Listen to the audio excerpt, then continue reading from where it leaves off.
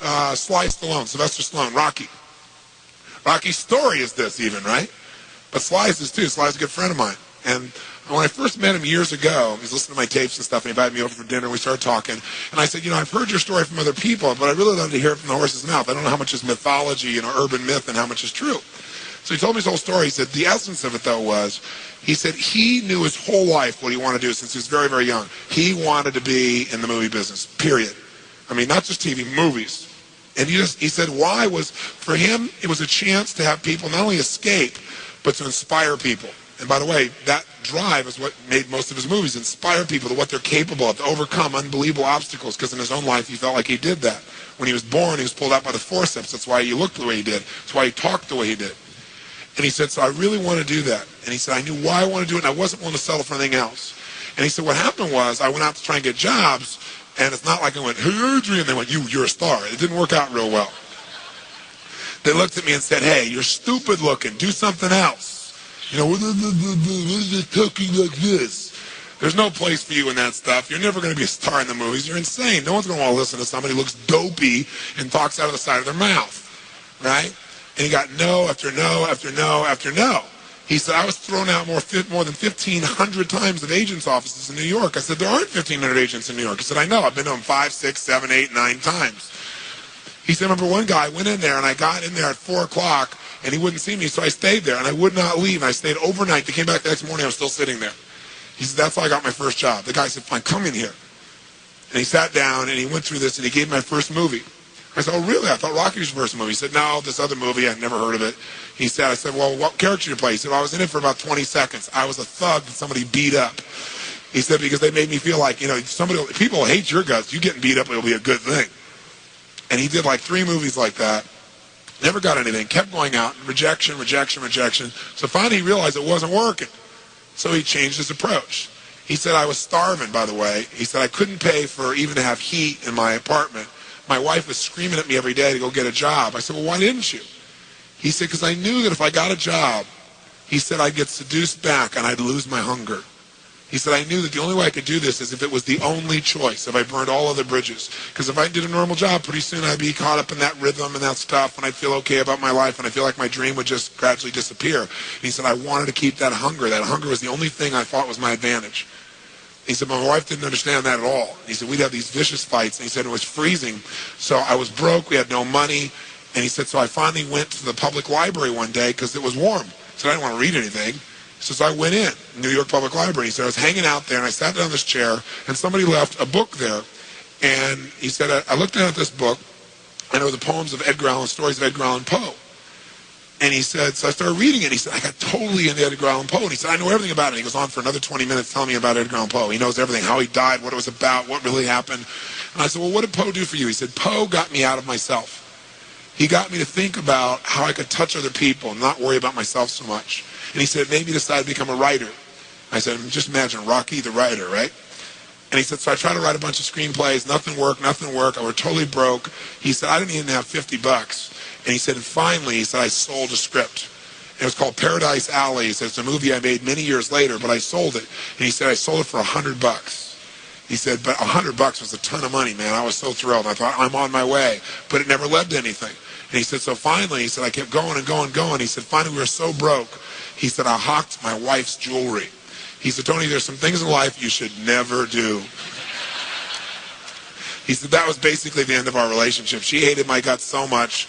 He said, now we were so broke, we had nothing, no food, no money. And he said, the one thing I loved most in the world was my dog. He said, I love my dog because he gave me unconditional love, unlike my wife. And he said, so what happened was, though, we were so broke that to survive, I couldn't even feed my dog. So I went to a liquor store. He said, it was the lowest day of my life. And I stood outside the liquor store trying to sell my dog to strangers.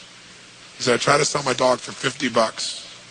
And he said, finally this one guy negotiated with me and bought my dog for me, my best friend on earth, for $25. He said, I walked away from there and I cried. He said, it was the worst thing that ever happened in my life. He said, 2 weeks later, I'm watching a fight between Muhammad Ali and Wepner, this white guy that's getting bludgeoned but just keeps on coming.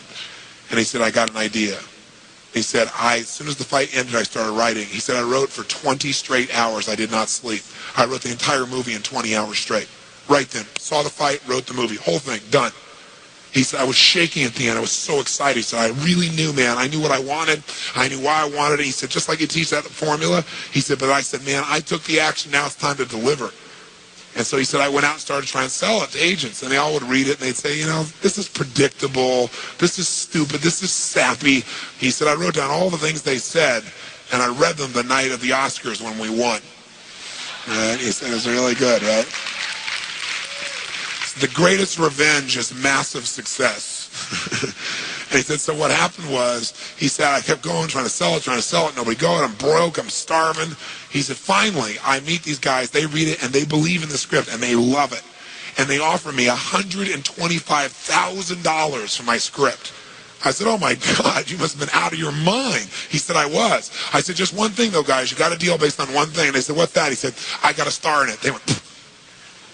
What are you talking about? You're a writer. He said, no, I'm an actor. He said, no, you're a writer. He said, no, I'm an actor. That is my story, and I'm Rocky. He said, I got to play it. You know, I got to be the head person. I got to be the starring role. And they said, there's no way. We're not going to pay you $125,000, take some no name and stick you in that, throw our money away. We need a star, you know? And they want to have Ryan O'Neal play Rocky, to give you a picture. Can you imagine? That's who they picked, right? And so he said, no way, Ryan O'Neal isn't Rocky, I'm Rocky. Went through this whole thing, right? They finally, they said, well, take it or leave it.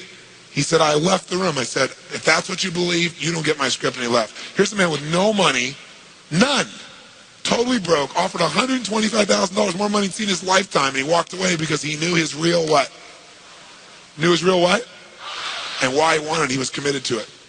So he said they called him a few weeks later, and they came and brought him back, and they offered him $250,000 not to star in his own movie. He turned it down, $250,000. They came back, their final offer was $325,000. They wanted this thing. He said, not without me, and they said no. They finally compromised, and they gave him $35,000 and points in the movie, because they said, if this is going to happen, then you're going to take the risk with us. And the bottom line is, we don't think it'll work, but at least we won't spend a bunch of money on you. And they only spent $1 million to make Rocky, and it grossed $200 million at the time. I mean, it was done pretty well. But what's interesting about this is, I said, what'd you do? I mean, even $35,000, it's not $250,000. That's a lot of money when you don't have $25. I said, what's the first thing you did? I figured you went out and partied or something. He said, I went to that liquor store for 3 straight days and hoped that the man who had my dog frequented the store. He said, because I want to buy back my dog. I thought that was so cool, right? That was really cool. I said, what happened? He said, third day I was there, this guy walks by, and I see him, and I can't believe it, and there's my dog. And I looked at him, and I said, sir, remember me? And he said, it had been about a month and a half by the time this had all come about. And he said, remember me? You know, I'm the guy that sold you the dog. I goes, yeah, I love the dog. He said, look, he said, I was so broke, I was starving. He's my best friend. I'm sure you love him too, but I got to have him black. Please, I beg of you. He said, I'll pay you $100 for the dog. I know you paid me $25, I'll give you $100. And the man said, absolutely not, no way. It's my dog now, you can't buy him back, right? And Sly said, you know, Tony, you know, he said, know your outcome? I said, yeah. He said, I knew it. And he said, I kept changing my approach, so I went $500 for the dog. The guy said, absolutely no way. He said, $1,000 for my dog. The guy said, no amount of money on earth is ever going to get this dog for you. I said, what'd you do? He said, I knew my outcome, right? Because he listened to stage script to him. He said, I decided to take massive action. He said, I got my dog. I just kept changing my approach, so I got it. I said, what it cost you? $15,000 and a part in Rocky. The guy's in Rocky.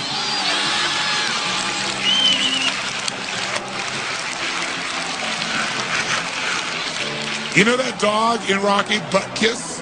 That's Sly's real dog, right? That's the dog. You bought him back. So he put his dog in the movie, and he put the guy in the movie and paid $15,000 while he had $35,000. Isn't that pretty cool? Pretty awesome.